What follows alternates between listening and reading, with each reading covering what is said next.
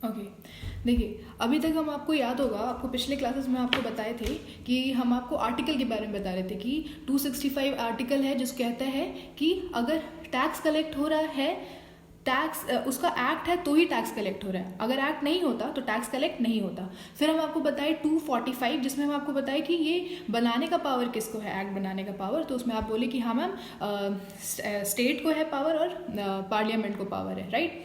उसके बाद फिर हम आपको बताए कि किस किस चीज़ पे ये लोग ये कानून बनाएंगे। तो 246 में लिखा हुआ था कि ये लोग किस चीज़ में, सब्जेक्ट मैटर जिस पे ये कानून बनाएंगे। फिर हम आपको बताए कि बहुत सारा सब्जेक्ट मैटर्स है, तो इसीलिए इसको शेड्यूल्स में डिवाइड कर दिया गया है। तो शेड्यूल 7 में हम आपको बताए कि 3 लिस्ट है, जिसमें लिस्ट 1 में सेंटर, लिस्ट 2 में स्टेट, फिर कंकरेंट, ये सारा चीज़ आप समझे थे। फिर हम आपको बताए थे कि क्यों जीएसटी लाने का प्रोविजंस लाया गया, क्या क्या प्रॉब्लम्स था, राइट। ये सारा चीज़ आप समझ गए होंगे। अब देखिए प्रॉब्लम्स में हम आपको एक और बात बताना चाहते हैं कि क्या हुआ ना कि अब हमारे कंट्री के डेवलपमेंट के लिए ना हम लोग को एफडीआई, हम लोग को फॉरेन डायरेक्ट इन्वेस्टमेंट्स चाहिए था, ठीक है, कि फॉरेनर्स आके हमारे कंट्री में इन्वेस्ट करें, और वो लोग आ नहीं रहे थे। क्यों? वो लोग बोल रहे थे कि आपका लॉ है ना कंट्री का इतना कॉम्प्लेक्स है ना कि हम लोग को समझने में इतना टाइम लग रहा है, हम लोग इन्वेस्ट क्या करेंगे, वहाँ से कमाएंगे क्या, वहाँ क्या इन्वेस्ट करेंगे, राइट। आपका कॉम्प्लेक्सिटीज़ के, आपका लॉ इतना मतलब कॉम्प्लेक्सिटीज़ के वजह से ना हम लोग नहीं इन्वेस्ट करना चाहते हैं। या तो अपना लॉ सिंप्लीफाई करिए, वरना आपको इन्वेस्टमेंट्स नहीं मिलने वाला, और हम लोग इन्वेस्टमेंट बहुत ज़रूरी था। तो इसीलिए क्या हुआ ना, और क्या था कि वो लोग चाहते थे कि ग्लोबली हम लोग का यूनिफॉर्म सा कुछ फॉर्म हो, कि जो बाकी लोग फॉलो कर रहे हैं वही हम लोग फॉलो करें, तो ज़्यादा आसान होगा ना टैक्स अगर हम लोग रिजीम ऐसा फॉलो करें। तो इसी वजह से क्या हुआ ना कि इसी वजह से जीएसटी को प्रपोज किया गया कि एक तो ग्लोबल पैरिटी भी हो जाएगा और लॉ बहुत सिंपल हो जाएगा, ये कॉम्प्लेक्स नहीं रहेगा, क्योंकि जीएसटी बहुत सिंपल लॉ है, ठीक है। तो एक्चुअली जीएसटी सबसे पहले ना फ्रांस 1954 में इम्प्लीमेंट किया था अपने कंट्री में। अभी लेटेस्ट सबसे ज़्यादा मलेशिया है जहाँ पे अभी रिसेंटली ये हुआ है इम्प्लीमेंट, और टोटल मिला के ये मोर देन 160 प्लस कंट्रीज़ है जहाँ पे जीएसटी लेके आया गया है। तो अब देखिए सारा 160 कंट्रीज़ प्लस कंट्रीज़ अगर जीएसटी फॉलो कर रहा है तो क्या प्रॉब्लम है, ट्रेड कॉमर्स में कितना आसानी रहेगा, आपको आराम से लॉ समझ में, जो मेरे कंट्री में लॉ चल रहा है वो वहाँ कंट्री में लॉ चल रहा होगा, है ना। तो कुछ आपको इधर डॉक्यूमेंटेशन में दिमाग अपना ख़राब नहीं करना पड़ता था कि पहले लॉ समझो उस कंट्री का। और आपको तो पता है हमारे देश का, हम लोग के कंट्री का लॉ कितना ही कॉम्प्लेक्स था, कितना सारा लॉ, एक्साइज पढ़ो अलग, वैट अलग, सर्विस टैक्स अलग, तो ये सारा प्रॉब्लम्स आ रहा था, है ना। तो अब देखिए जीएसटी जो है ना उसमें 2 मॉडल है, 2 तरीके का मॉडल आया। पहला ऑस्ट्रेलियन मॉडल। ऑस्ट्रेलियन मॉडल में क्या हुआ ना कि सेंटर आपका टैक्स कलेक्ट की और स्टेट्स में डिवाइड कर दी, टैक्स कलेक्ट की और जो पैसा आया टैक्स के थ्रू वो स्टेट्स में डिवाइड करते चली गई, ठीक है। ये ऑस्ट्रेलियन मॉडल था। फिर आया कनेडियन मॉडल। ये कनेडियन मॉडल में क्या है ना कि स्टेट और सेंटर दोनों के पास लेवी का पावर होता है और कलेक्शन का पावर होता है, ठीक है। हमारा जो कंट्री है, क्योंकि ये फेडरल कंट्री है, फेडरल स्टेट्स, तो इसमें क्योंकि स्टेट और सेंटर दोनों है, ठीक है, तो ये कंट्री जो है ना यही मॉडल फॉलो की, कैनेडियन मॉडल। तो कहा गया है इस मॉडल को ना डुअल मॉडल भी कहा गया है ना। तो अब डुअल मॉडल क्यों कहा गया है?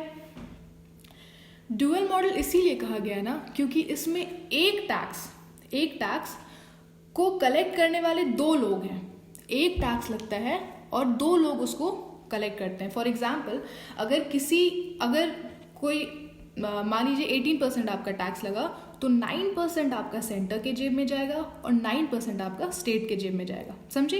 एक टैक्स है और 2 लोग कलेक्ट कर रहे हैं।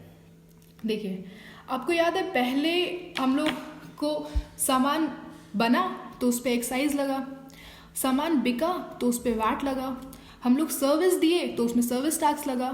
तो अब के सिनेरियो में ऐसा कुछ भी नहीं था, है ना। अब के सिनेरियो में एक टैक्स लगा जिसका नाम जीएसटी हुआ और उसको 2 लोग आधा आधा बांट लिए।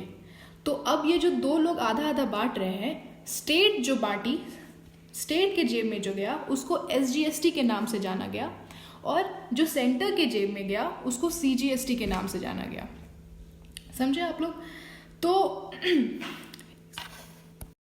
हाँ, तो अभी हम आपको ना एग्जाम्पल देना चाहते हैं। देखिए ये कैलकुलेटर है, ये कैलकुलेटर बिका, ठीक है, 100 रुपये में बिका, इसमें 18% टैक्स लगा, GST लगा इसमें 18%, 9% सेंटर के जेब में गया और 9% स्टेट के जेब में गया। समझे आप? अब जैसे कि सर्विस का एग्जांपल ले लीजिए, ये इंटीरियर डिज़ाइनर है, ठीक है, ये इंटीरियर डिज़ाइनर है, ये अपना सर्विस एक आदमी को दिया, इंटीरियर डिज़ाइनिंग का सर्विस एक आदमी को दिया, जिससे ये 1 लाख रुपए चार्ज किया, ठीक है, 1 लाख रुपए ये अपना प्राइस चार्ज किया और उसमें टैक्स लगाया 18%, 18,000, ठीक है। तो 18,000 जो वो GST लगाया, तो उसमें से 9,000 सेंटर के जेब में गया और 9,000 स्टेट के जेब में गया, ठीक है। अब हम आपको ना ये पढ़ाएंगे लेजिस्लेटिव फ्रेमवर्क, हम आपको लेजिस्लेटिव फ्रेमवर्क बताएंगे। देखिए, जैसे पहले क्या हुआ कि पहले हम लोग एक्साइज कलेक्ट करना चाहे तो हम लोग एक्साइज एक्ट पढ़े, है ना, हम लोग वैट कलेक्ट करना चाहे तो हम लोग वैट एक्ट पढ़े, है ना, सर्विस टैक्स के लिए हम लोग फाइनेंस एक्ट पढ़े, राइट। तो हम लोग कुछ ना कुछ एक्ट्स पढ़े, अभी यहाँ पे भी हम लोगों को एक्ट पढ़ना है, समझे। तो यहाँ पे भी हम लोगों को एक्ट पढ़ना है। तो देखिए, अब हम आपको क्या बताए थे, आपको याद है आर्टिकल 265 हम आपको बता रहे थे कि जब तक कोई एक्ट नहीं है तब तक हम लोग टैक्स कलेक्ट नहीं कर सकते। अब देखिए, यहाँ पे सेंटर टैक्स कलेक्ट कर रहा है कि नहीं कर रहा है, CGST सेंटर टैक्स कलेक्ट कर रहा है ना, CGST के नाम से, तो कुछ एक्ट होगा तभी टैक्स कलेक्ट कर रहा है सेंटर। तो जी हाँ, एक्ट है, उसका नाम है पहला CGST एक्ट 2017। तो CGST कलेक्ट हो रहा है CGST एक्ट 2017 के तहत, ठीक है। अब फिर हम आपको बताएं स्टेट टैक्स कलेक्ट कर रहा है, राइट। तो अब कोई एक्ट होगा जिसके तहत ये टैक्स कलेक्ट कर रहा है, तो स्टेट टैक्स कलेक्ट कर रहा है SGST एक्ट 2017 के तहत। तो आप देखिए, 2 एक्ट फॉर्म हुआ, CGST और SGST act, CGST act 2017, SGST act 2017, ठीक है। अभी मेरा बात सुनिए, there are 29 states, all right. तो 29 स्टेट्स में हर स्टेट्स का अलग अलग ये होता है, एक्ट होता है, ठीक है, देयर आर 29 एक्ट्स एक्चुअली। तो एक हम आपको बता दिए CGST एक्ट, वो तो एक ही होगा, सेंटर तो एक ही है, लेकिन स्टेट्स तो 29 है। तो अब हुआ ये कि यहाँ पे अलग अलग SGST एक्ट्स हुआ 2017, तो 29 state acts, okay, state goods and service acts. अब थर्ड चीज़ सुनिए, आपको पता है ना कि स्टेट्स के अलावा हमारे पास यूनियन टेरिटरीज भी है। अब देखिए, हमारे यहाँ पे ना 7 यूनियन टेरिटरी है, जिसमें से एक बात सुनिए, 7 यूनियन टेरिटरी है, 2 ऐसा यूनियन टेरिटरी है जहाँ विधानसभा है, जहाँ स्टेट लेजिस्लेचर अप्लाई होता है, वो है दिल्ली और दूसरा है पुडुचेरी, समझे। तो इस दोनों में ना स्टेट लेजिस्लेचर अप्लाई होता है, इसीलिए इसमें SGST एक्ट 2017 लगता है, समझ गए आप। और बाकी जो यूनियन टेरिटरीज है ना, उसमें UTGST एक्ट 2017 लगता है। अब और हमको आप 3 एक्ट हम आपको बताए, इसके अलावा हम आपको 2 एक्ट और बताएंगे, वो हम आपको नेक्स्ट क्लास में बताएंगे। और हम आपको UTGST का थोड़ा सा और कॉन्सेप्ट क्लियर करेंगे, क्या है ये।